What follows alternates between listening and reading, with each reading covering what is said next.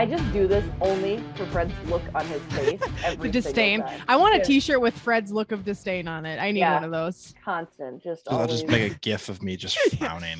Yeah, just like the frumpy cat, the grumpy cat, right? Like that's Fred constantly. Now I feel like I have to frown every time now. Yeah, sounds about right.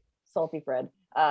He just hates on the Cues of the Beauts theme song. Right, it's great. It's epic. Cues of the Beauts is great. We got a lot of really awesome questions. Thank you guys all for submitting those because we love it. It's fun. It's great engagement. Fred, you know what? Put that smile on. Toss the question our way. Start off the top. What do we got today? Lot of Kaprizov stuff. I'm Shocking. kind of like filter them out because we had like Adam asked about Kaprizov, Doug M kind of threw one out there, Tim Golden. So first off, from Adam, on a scale from Darth Vader screaming no to Pikachu, sad face, what were you feeling when Kaprizov got hurt? No, probably right. I don't. I'm sorry, I'm not a Star Wars person, but yeah, it wasn't great, right? It's just so. Of course, again, we can't have nice things in Minnesota. Apparently, it's incredibly frustrating, like it is having kids while you're recording. But no, it sucks. Like there's no way to put it, right? He is a absolute talent, an absolute superstar. You need a Kirill Kaprizov on this Minnesota Wild team to really elevate everyone around. I mean, and he's just added to a slew of injuries already happening on the Minnesota Wild. So I'm sad Pikachu probably fits too. Every bad, sad emoji, like Fred's face, like yeah, there we go. Grumpy. That's how I feel. Alexis, sames. Yeah, same. When I first saw it happen, I was like cautiously optimistic that it wasn't as bad as it looked. I mean, anytime you see a player exit the ice, like favoring or cradling a part of their body, it's usually not a good sign. Even though he skated off on his own and all of that, like you could see he was in discomfort and holding his arm.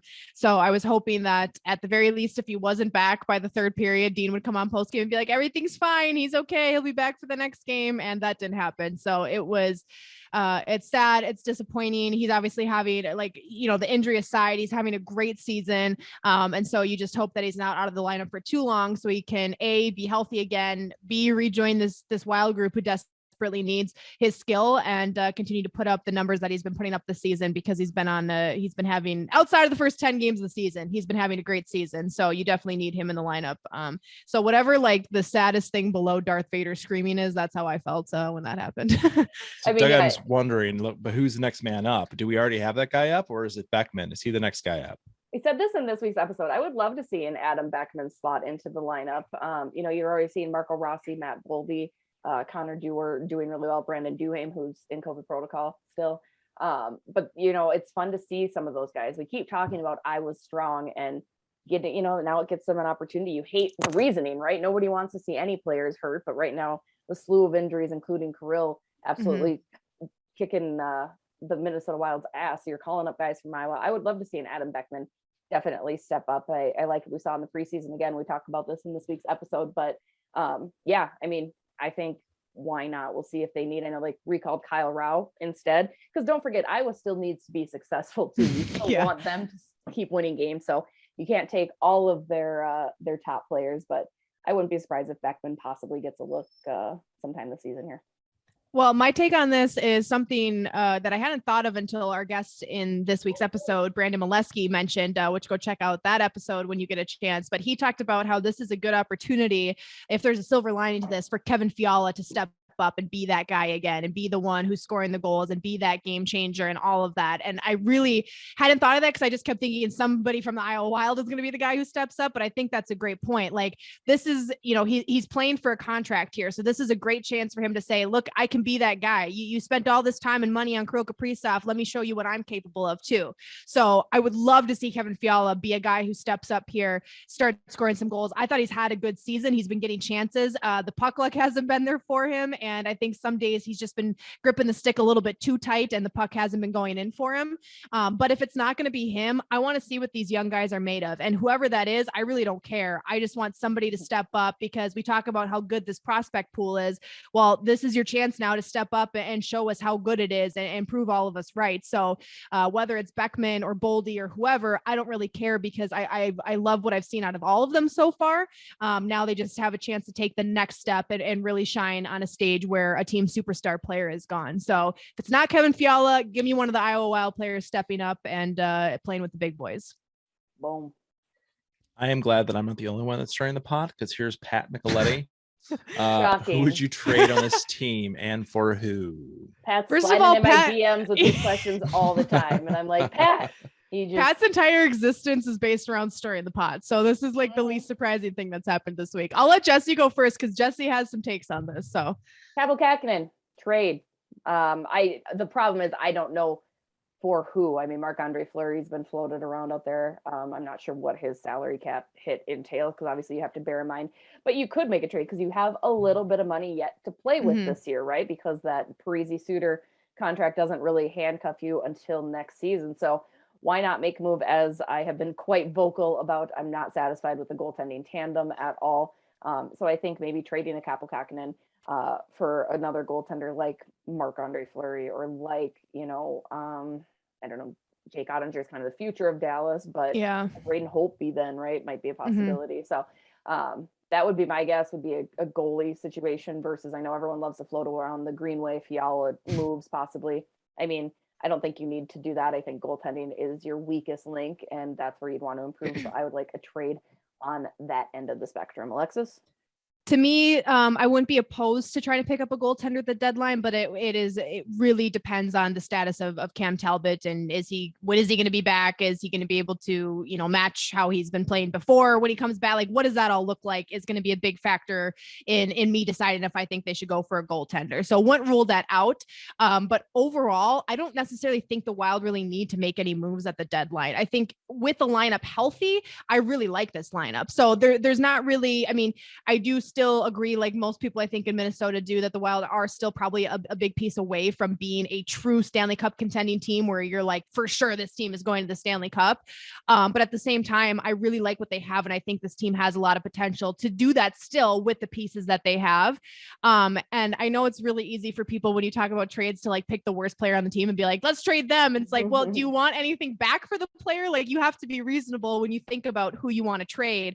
And that's where I would go back to somebody like Greenway or Fiala, who I want on this team. I'd rather not have them make a trade there because I keep saying this, I don't want to play against Greenway, and B, I think Fiala still has not really reached a ceiling yet, but they'd have probably the most trade value on the team right now, as well as a Kaapo Kähkönen would, I think.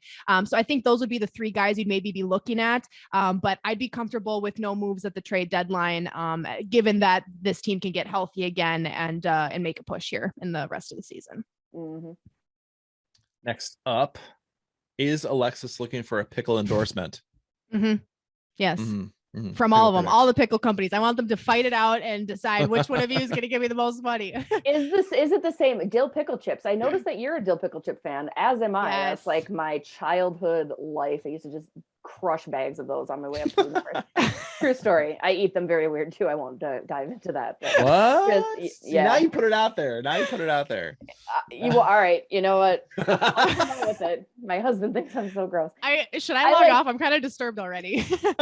I like lick the pickle stuff off and then like eat the chip. Doesn't that like burn your tongue?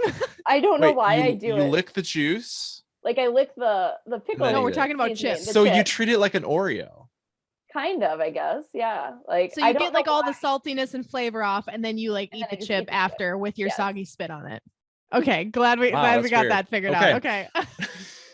It feels better. Yes, I do like dill pickle chips, but I eat them like a normal person, for the record. So I can't help it. Like, out there. The first time I just can't help it. It's like one of those things that I've been doing for so long that I don't even recognize I'm doing it, right? And like, so Mike and I are dating, and I just start doing that, and he's like, "What are you doing?" I was like, "Oh my God, he just saw me do this," and that's how I knew he was the one for me. Continue though, Fred. Because he was okay with that. Okay. Well, now everybody is very disturbed. Anyway, the question continued. Do the Wild need a real enforcer to help protect the key players? Foligno is our resident tough guy, but he's also so critical to the team in so many other facets that maybe he shouldn't be sitting in the penalty box. Alexis, I'll let you start off on this one. I appreciate always getting the floor when it's a Marcus Foligno question. Yeah, In session. I do understand people's concern when it comes to this topic of like, should Marcus Foligno still be the guy who's out there like kicking people's asses? Like, I understand the concern because you don't want a guy like him hurt. You don't want a guy like him out of the lineup. You don't want a guy like him taken advantage of, all of that. So I do get that. But at the same time, the kind of player that Marcus has become, where he's a scorer now, he is an enforcer still, but he also can be a guy you can rely. He's a power play goal scorer now. I mean, like, he's got so many things to his game that has just evolved as he's continued on his journey in the NHL here. And if you take away the enforcer side of him or bring someone in to kind of like, you know, be the true enforcer, and Marcus can take a step back from that, that's taken away what we love about Marcus Foligno. I mean, that's why I love watching him play, because he has so many different aspects to his game.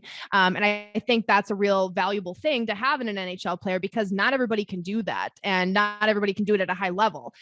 So even though I don't want him to ever get hurt in a situation defending himself or defending somebody else on the team, it's what I love about him as a hockey player. So no, I don't think the Wild need to go out and look for another enforcer. You've also, Jesse talked about this in this week's episode, you've got guys like Jules Eriksson who have become a real pest as well as a scorer. You've got Jordan Greenway who can throw grown men down with one hand. Like, you've got guys who can really help out with that enforcer role. So it's not, I would say, 100% on Marcus, even though he is the guy that gets turned to when things go haywire.